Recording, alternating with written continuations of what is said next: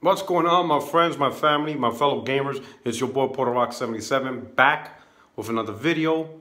Your only friend in these YouTube streets, right? Check out the description box. There you see the link to my Twitter. Hit me up with a follow there so we can continue the conversation, and you'll see the PayPal link if you choose to support the channel and donate. But if you don't, it's all good, because what's most important is what you guys doing right now. So, rocking out, checking out the content, checking out the channel, rocking out with me on the live streams. That's fantastic, and that's what I appreciate the most. And if you're new to the channel and this is your first time watching one of my first videos, welcome. Check out some of my past content. I created a playlist to make it easy for you, and I hope you stick around by hitting the subscribe button and the notification. All right, so in the background I got Black Ops 3. Sony announced that it's free, so you're able to download the game if you're a PSN Plus subscriber, and it's good until July 11th. At first, I was confused. I thought originally it was free to play between June 12th to July 11th, and that's not correct. The correct info is that's the window you have to download it for free. So you have up until July 11th to download it. You don't even have to download. All you have to do is just usually accept it, and then you just keep it in your library and then download it whenever you feel like it. So just go on, log on, click the accept it. You don't have to actually download it if you don't want to, but at least just have it as part of your library. It's a free game. It's a free part, but once July 11th, and according to this, 5 p.m. hits, that's it. It's a wrap. It's no longer free anymore. So, or it's no longer given away as part of your subscription plan. So, just take advantage of that. So, today's video, my post assessment, my post review of the Sony E3 conference. I'll do a little quick tidbit. Of course, I have the post review podcast up on my channel if you want to see a panel member. Obviously, shit was going sideways with Baron. Man, that man, woo, tell ya. But anyway, this is my solo, quick, down and gritty, not too long. Sometimes you want a quick assessment, not something that you want to look at for an hour or 50 minutes to get to the point. So straight to the point, I rate the conference a B+. Straight to the point, okay? So I'm gonna talk to the positives. The positive is the conference was mostly focusing on games that is for PlayStation, and that is a good thing. It's specific to PlayStation. Nothing wrong with multiplats. I have nothing, It's good to see multiplats. It's good to see what third-party industries is pushing out, and that's exciting, all right? So on the merit of multiplats being shown, cool, it's good stuff. You get to see some stuff. But what I like about the conference, I saw detailed gameplays on stuff that was announced. Yes, Ghost of Tsushima was announced at Paris Games Week. Obviously, we've already pretty much seen Spider-Man. Death Stranding was announced 2016. The Last of Us was announced at PSX 2016, if I remember correctly. So yes, we knew these games were coming, but we didn't see the gameplay. We didn't see what, how things were going to turn out for The Last of Us 2. We had no idea what Ghost of Tsushima was about, and we had no idea what Death Stranding was about. And so for the most part, there's still a lot of mystery behind Death Stranding, and I'll talk about that, right? But what I loved about the conference is the games and exclusives. It just wowed me. When I was looking at the game, I was paying attention to the gameplay, how visceral The Last of Us 2 was. I just truly enjoyed it, right? Ghost of Tsushima, open world, action game, samurai combat. It's phenomenal.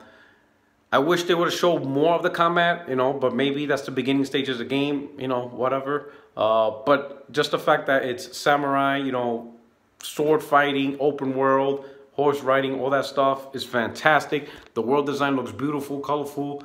I'm excited about that. Death Stranding, now we know it's a third-person action game. We just don't know if it's straight up shooting or if it's like stealth horror, Based on what they showed at E3, you kind of get that little dread. It just reminds me of Alien Isolation, where you feel powerless. Whatever those creatures are, it just looks crazy and stuff like that. Still weird, still twisted. What's the stories about? What the hell is going on?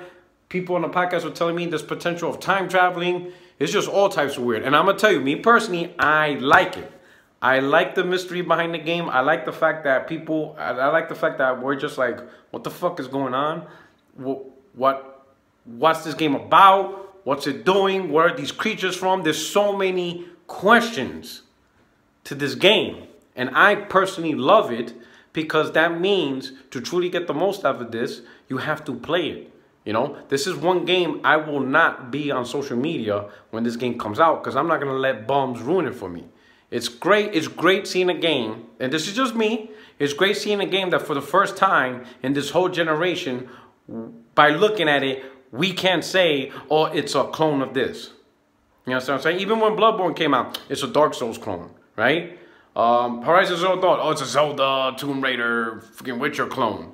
You know what I'm saying? Everybody keeps saying something about something, and the first thing they try to do is take that new game and they try to compare it to something else. And sometimes they try to bash it for being a clone of something else, or they ripped off of this, or they ripped off of that.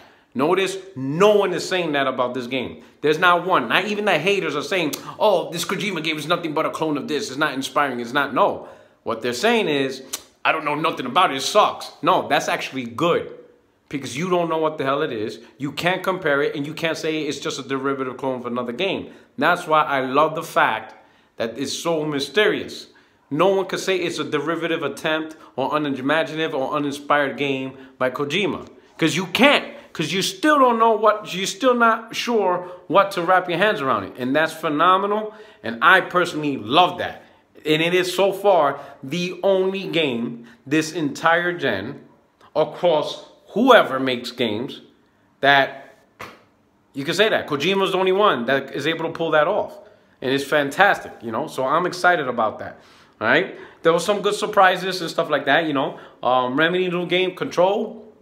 Looks like Quantum Break. It looks like the spiritual successor of Quantum Break. Seems like Remedy is all in on that franchise or that type of game. And I think they found a way out of it with Control. I mean, I didn't really care much about Quantum Break. I thought it was average.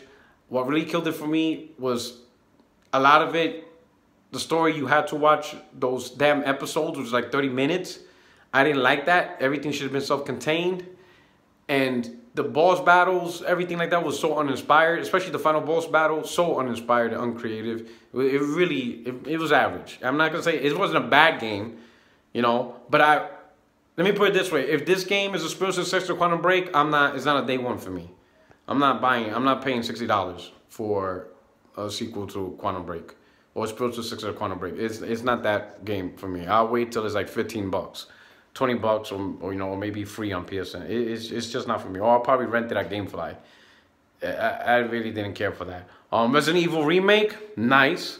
You know, great remake. A lot of Resident Evil fans, I know we've been asking for it. Ever since Capcom did the remake of Resident Evil 1, we were like, hey, RE2's next. And the fact they did it, built on the ground up on current gen hardware, perfect. So I know Resident Evil fans across every platform is going to enjoy that. I'm not sure if it's coming on the Switch.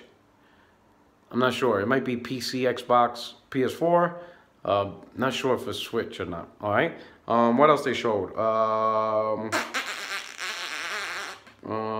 Call of Duty, of course.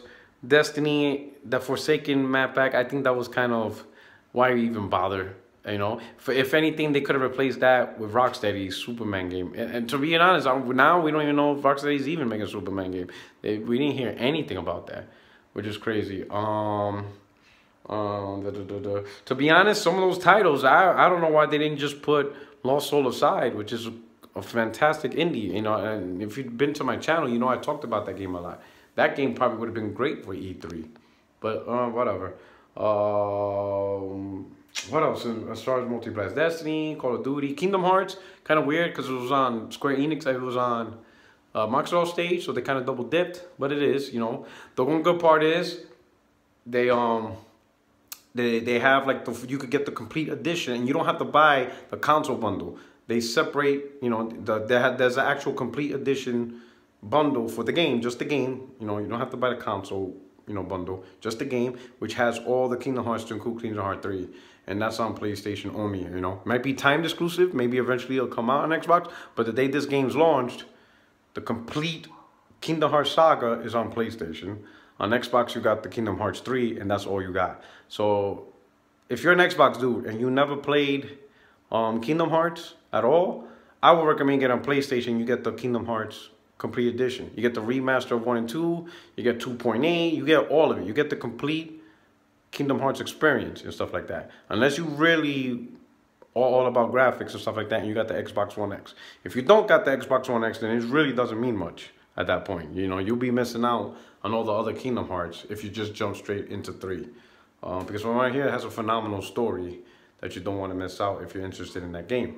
Stuff. What else? What other multiplayer? Neo 2. Oh shit! Why would I have an issue? Neo 2. Phenomenal. Did not expect that. That was my third most played game of 2017, right behind Fallout, and then number 1 was Horizon Zero Dawn. In terms of hours. Love that game. It's fantastic. I still have to finish one of the DLCs, so there's going to be even more hours in that game. It's a phenomenal game. Great alternative to Bloodborne, because I know a lot of people were hoping for a Bloodborne type game, you know, Bloodborne 2. Well, Neo is one of those Dark Souls, Bloodborne, Demon Soul type games, right? But this one's more samurai combat stuff. So you get a lot of fighting, a lot of stylish fighting. I just can't speak highly enough for this game. If you haven't played Neo, play Neo if you're on your PlayStation. If you like, especially if you like Dark Souls type games and stuff like that. You know, Dark Souls, Demon Souls type game. Now, if you don't like Dark Souls, Bloodborne, Demon Soul type game because of the combat, because I know some people see the combat as maybe clunky, even though it's not clunky, but I understand where you're coming from. You know, you want something faster, smoother, more quicker, so you could be more reactive and respond to the enemy. If that's what you want, Neo is the game. Because once you develop your character like fights like Ninja Gaiden. He fights like Ryu from Ninja Gaiden. Very fast, very quick. Got these nice shadow step moves that you go around behind the enemy and you just do some crazy stuff. The combat is amazing, all right? And you'll like that. So you get the Dark Souls, but you get this nice, quick sidestepping, you know, it's just good, all right? So Neo 2, woo! That right there bodied it, because I had no idea that Neo 2 was even gonna get a sequel, which is just crazy because PlayStation gets a sequel to a game that they supported. Wow. You know, well, I'll leave that for another video, which you're gonna see maybe in a day or two, and stuff like that. So that's my positives, you know. Great games, great exclusives, great in-depth coverage of gameplay of the games we want to play on the PS4 this generation, right? And then announcement of Neo, fantastic. I'm excited, and that's it, right? The bad about the conference is the pacing. Now, we're going to start this. I know some of my PlayStation fans are like, why are we talking about pacing? Why are we talking about pacing? That's just stupid. Listen, it is a conference show, right? So the pacing and the presentation is in there. You know what I'm saying? It's like going to a movie. You know, you could have a movie and the actors are some of the best actors and their acting's phenomenal. But if the story and the point of the movie sucks, the acting can't save that movie. It's just all part of the package. We have to accept the package for what it is. The presentation was not good. Sony did too much, in my opinion. They were doing too much weird shit.